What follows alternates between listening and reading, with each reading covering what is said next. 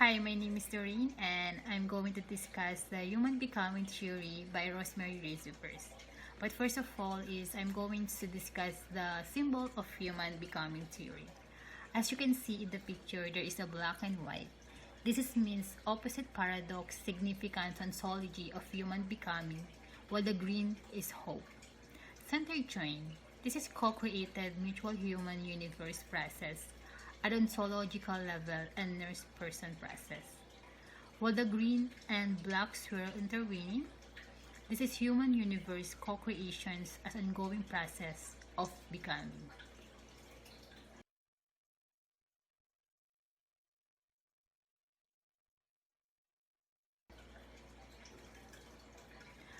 Rosemarie first. She is educated at the Skinny University, Pittsburgh. She is also MSN and PhD from University of Pittsburgh. She published her Theory of Nursing, Man Living Health in 1981. She is editor and founder of Nursing Science Quarterly. She published 8 books and hundreds of articles about human becoming. And she also a professor and Niehoff Chair at Loyola University, Chicago.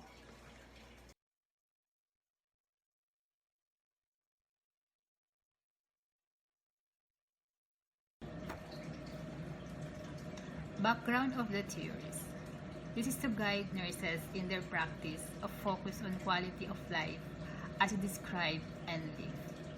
This is to present an alternative to both the conventional biomedical approach and the biopsychosocial spiritual approach of most other theories of nursing.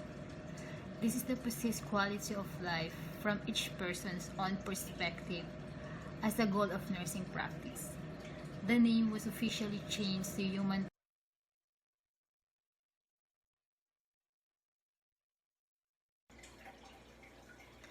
Philosophical underpinning. The human becoming theory was developed as a human science theory in traditions of Dilthey, Heidegger, Sartre, Gadamer, and the Science of Unitary Human by Martha Rogers. The assumptions underpinning the theory were synthesized from work by the European philosopher Heidegger, along with the work by the pioneer American nurse theorist Martha Rogers. The theory is structured around 3 abiding themes, which meaning, rhythmicity, and transcendence.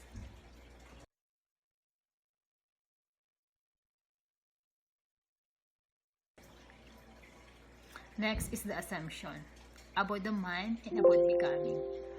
For about mind, the human is coexisting while co-continuating rhythmical patterns with the universe. The human is open, freely choosing meaning situations, bearing responsibility of decisions. The human is sanitary, continuously co-continuating patterns of relating. The human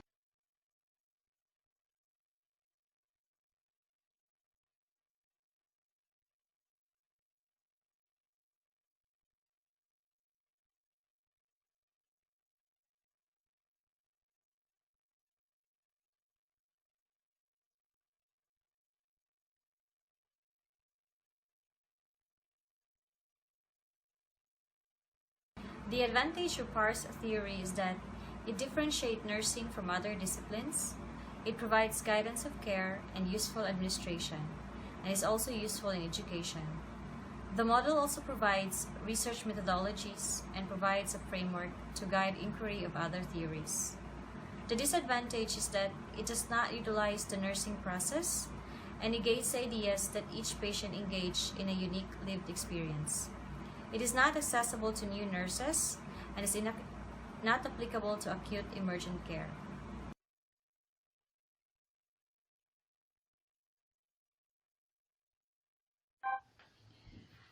Hello everyone, my name is Mariam Sefosi. I want to introduce one of the biggest theoreticians named Betty Neuman to you and her theory. Betty Neuman was born in 1924. She grew up in Ohio and she completed her initial nursing education in Ohio at 1947.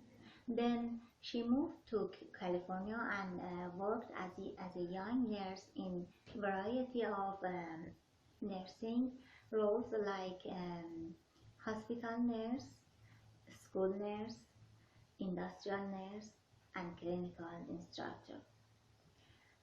Then she earned her bachelor's degree in 1957 from UCLA in public health and psychology. Then she got her master's degree in 1966 from UCLA in mental health and public health consultation. Finally, she got her doctorate degree in 1985 from Pacific Western University in clinical psychology.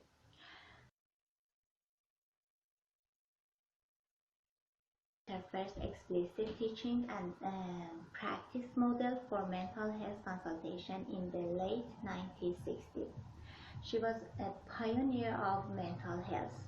She and Donna Aquilina were the first two nurses that developed the counselor role in community crisis center in Los Angeles. She developed and taught community mental health program for postmaster's degree um, students at UCLA.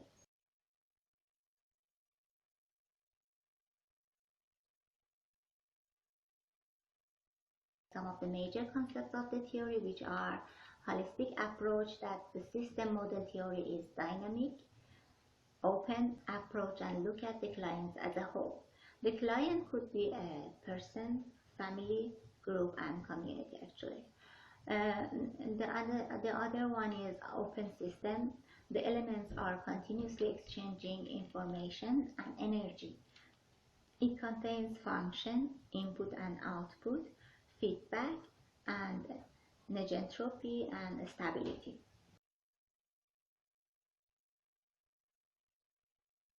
Another major concept is environment, which includes internal and external. Another major concept is client system that has 5 variables affects the client: psychological, physiological, socio-cultural, developmental, and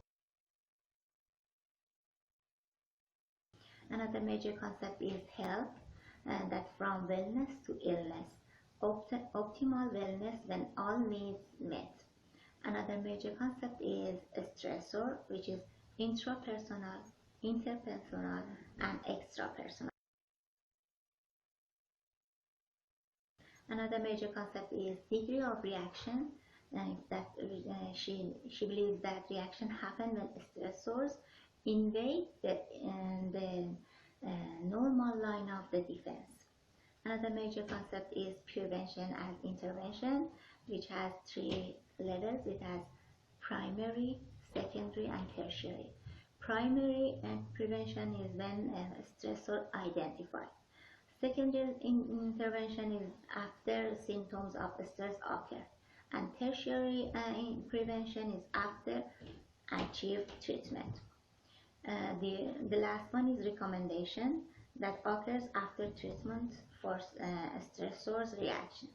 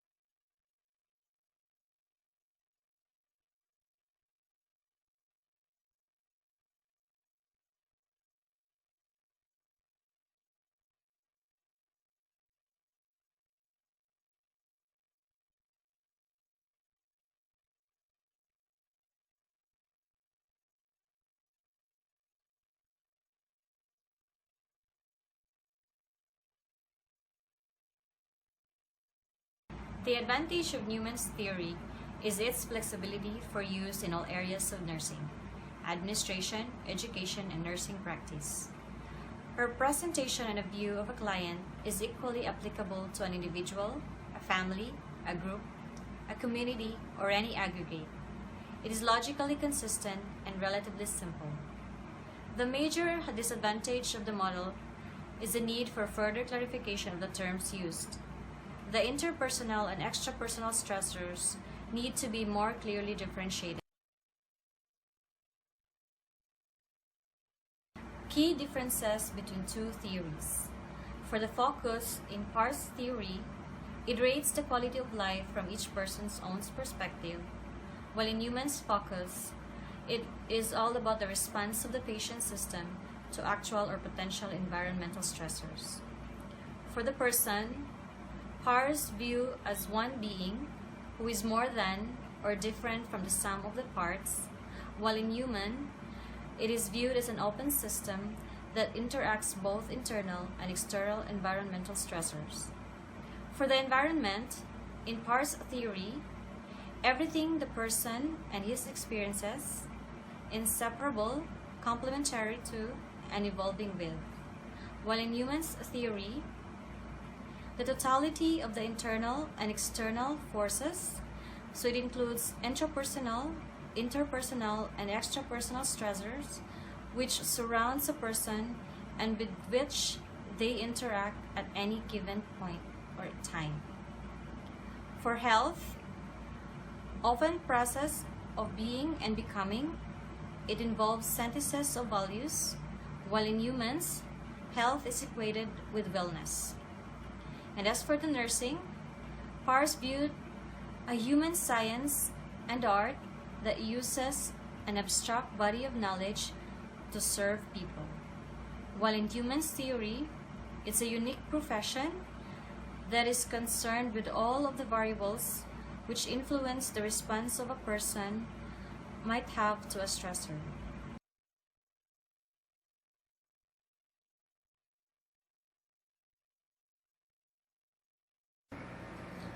Good morning, viewers. My name is Grace. I'm in Group B, and we are Group 7.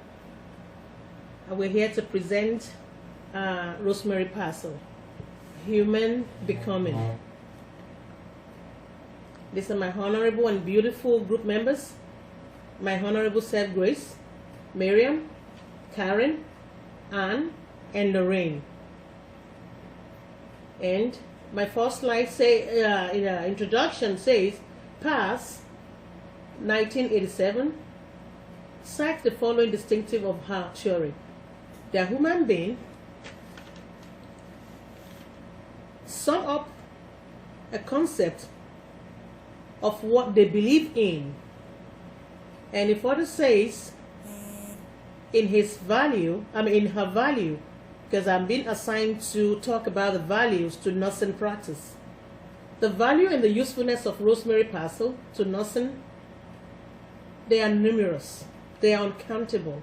But to start with, Parcel Human Becoming theory guides the practice of nurses to focus on quality of life as it is described and lived.